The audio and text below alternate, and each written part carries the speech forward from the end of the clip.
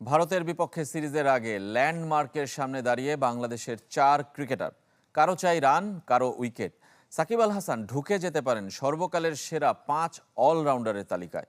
মুশফিক, মেহেদী মিরাজ, তাইজুলও অপেক্ষায় ব্যক্তিগত অর্জন। ক্রিকেট রেকর্ডের খেলা, দলের সাথে নানা ব্যক্তিগত ল্যান্ডমার্কও প্রতি ম্যাচেই নানাভাবে আলোড়িত করে ক্রিকেটারদের।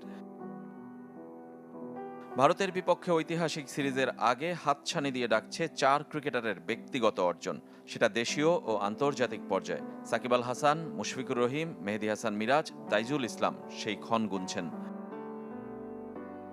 সাকিব আল হাসান টেস্ট অলরাউন্ডারের 1 নম্বর স্থান হারিয়েছেন, তবে সর্বকালের সেরা অলরাউন্ডারের তালিকা করলে তাকে প্রথম সারিতেই রাখতে হবে। টেস্টে মাত্র 4 জনের আছে 4,500 রান ও 250 উইকেট।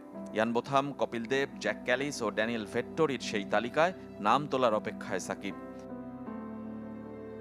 এদের মধ্যে সবচেয়ে দ্রুত 69 ম্যাচে এই কীর্তি গড়েছেন ইয়ান বোথাম। সাকিবের ম্যাচ সংখ্যাও সমান 69, তবে দলের ইনিংস পরাজয়ে অনেক ম্যাচেই এক ইনিংসে বোলিং করার সুযোগ মেলেনি তার। ভারতের বিপক্ষে 8 উইকেট কম নিয়ে সিরিজ শুরু করবেন সাকিব। সাকিবের জন্য কঠিন হলেও মুশফিকুর রহিমের জন্য সহজ। 3 ফরম্যাট মিলে আন্তর্জাতিক ক্রিকেটে বাংলাদেশের সর্বাধিক রান সংগ্রাহক হতে। মাত্র 8 রান করলে তামিমকে ছুঁয়ে ফেলবেন, 1 রান বেশি হলেই এককভাবে দেশ সেরা। মেহেদী হাসান মিরাজ 7 উইকেটের অপেক্ষায়, আন্তর্জাতিক ক্রিকেটে 300 উইকেটের ল্যান্ডমার্ক পূরণে। সাকিব ছাড়া এ কীর্তি আছে কেবল মাশরাফি ও মোস্তাফিজের। পাকিস্তানে যেভাবে নিজেকে মেলে ধরেছেন মেহেদী মিরাজ, তাতে কি খুব অসম্ভব? মিরাজের চেয়ে লক্ষ্যটা কম হলেও অপেক্ষাটা দীর্ঘায়িত হতে পারে তাইজুল ইসলামের জন্য, কেননা টেস্ট একাদশে জায়গা পাওয়াটাই যে কঠিন হয়ে পড়েছে তার জন্য।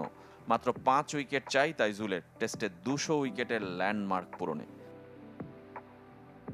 নিজেদের লক্ষ্য পূরণে দলের অর্জনের ভান্ডারটাও পূর্ণ হতে পারে বাংলাদেশের।